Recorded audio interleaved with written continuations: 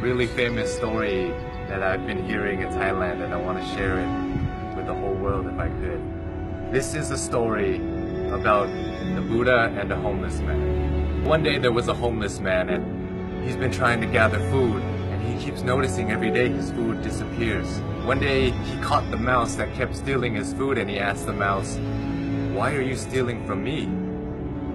I'm a homeless man. You can steal from richer people than me and it won't have any effect on them." The mouse then told the homeless man, "It's in your destiny that you can only have 8 items in your possession. No matter how much you beg, no matter how much you gather, this is all you'll be able to have." The homeless man was shocked and said, "Why is that my destiny?" And the mouse said, "I don't know.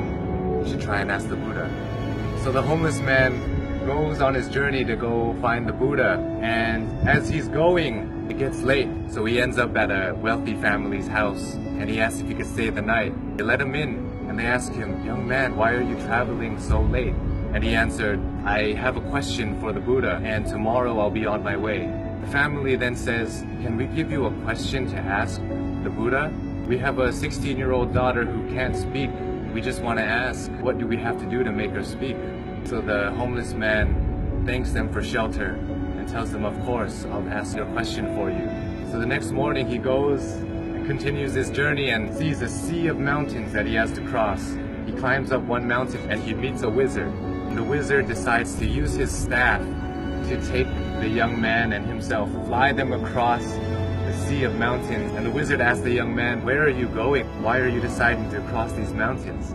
And the young man said, "I'm going to ask the Buddha a question about my destiny." The wizard then says, "Can I please give you a question to ask the Buddha? I've been trying to go to heaven for 1,000 years. According to my teachings, I should be able to go to heaven now.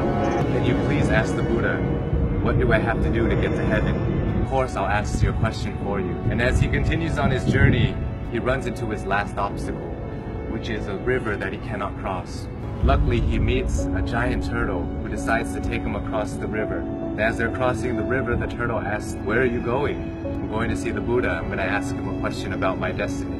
The turtle then says, "Can you please ask a question for me too? I've been trying to become a dragon for 500 years. According to my teachings, I should have become a dragon by now.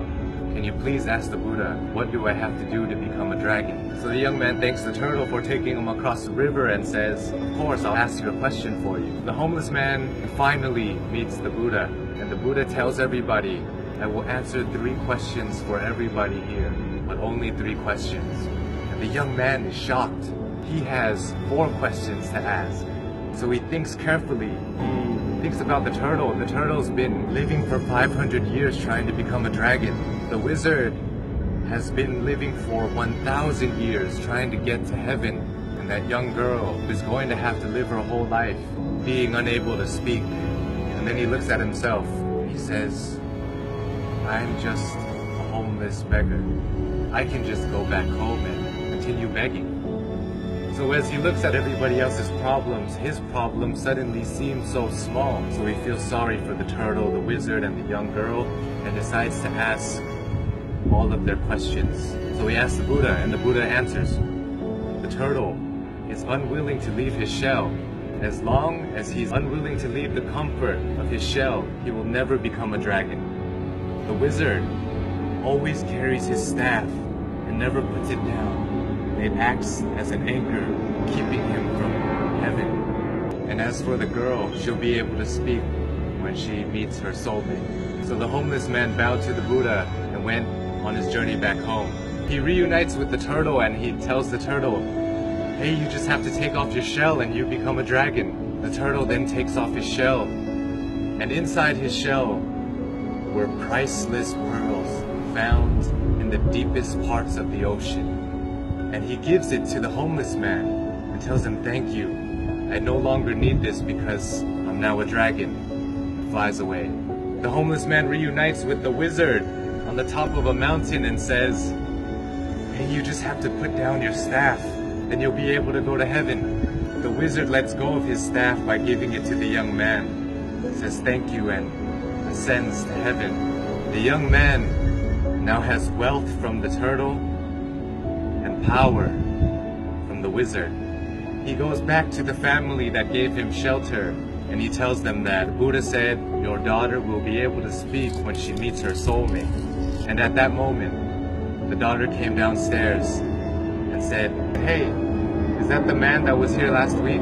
The young girl and the once homeless man have found their soulmate. This story tells us so many things, so many lessons, but for me, I think that sometimes we have to give things in order to get some things. Sometimes if we want to become a dragon, we want to become a lion, we have to be willing to leave behind what makes us most comfortable, what makes us feel most safe. We have to leave our comfort zone just like the turtle did. And in order to find true love, we must become somebody who is willing to put others before ourselves.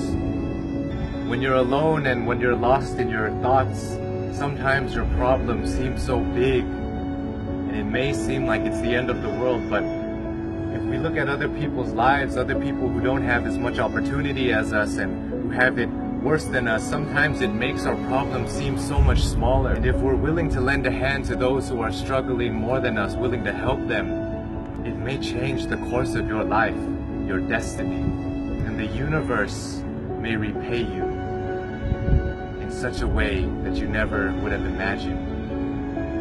It will come back to you. All the good that you do in the world will come back to you.